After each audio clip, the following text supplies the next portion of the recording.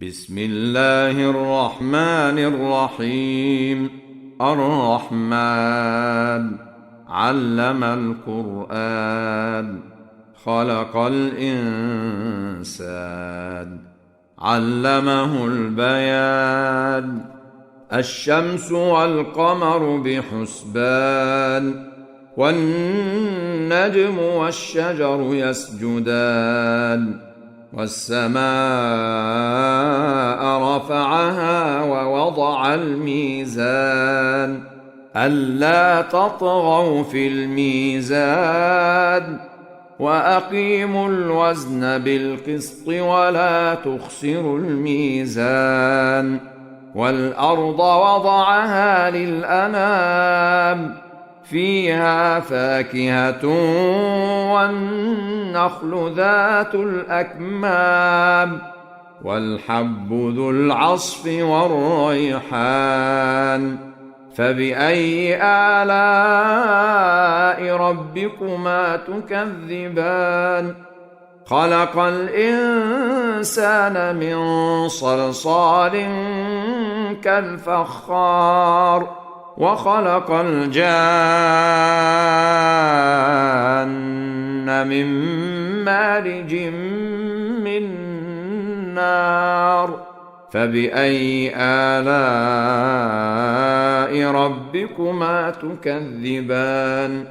رب المشرقين ورب المغربين، فبأي آلاء ربكما تكذبان؟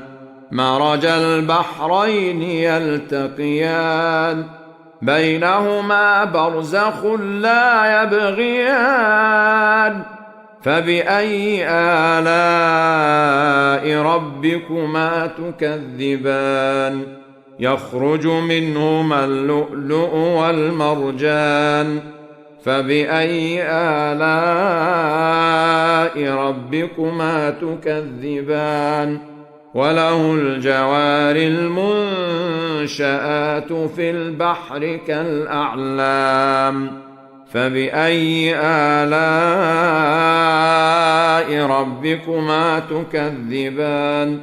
كل من عليها فان، ويبقى وجه ربك ذو الجلال والإكرام.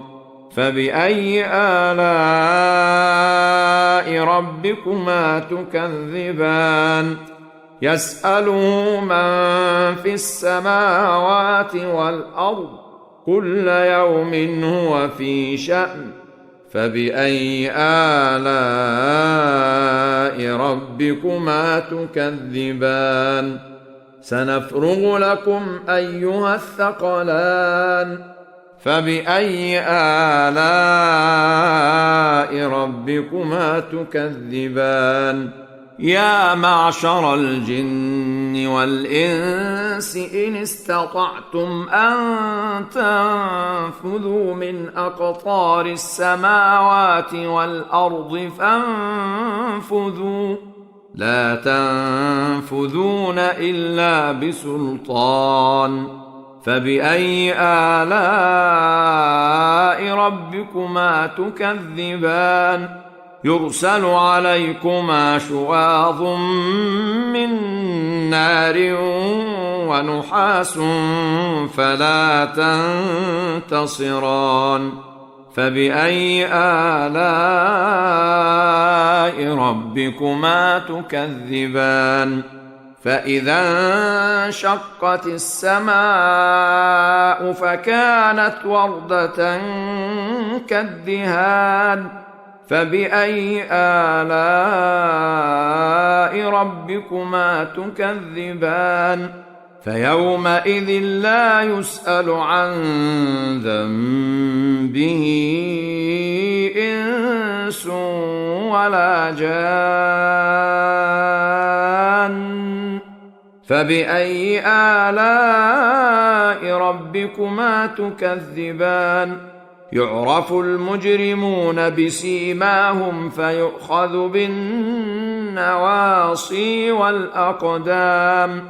فبأي آلاء ربكما تكذبان هذه جهنم التي يكذب بها المجرمون يطوفون بينها وبين حميم آن فبأي آلاء ربكما تكذبان ولمن خاف مقام ربه جنتان فبأي آلاء ربكما تكذبان ذواتا أفنان فبأي آلاء ربكما تكذبان فيهما عينان تجريان فبأي آلاء ربكما تكذبان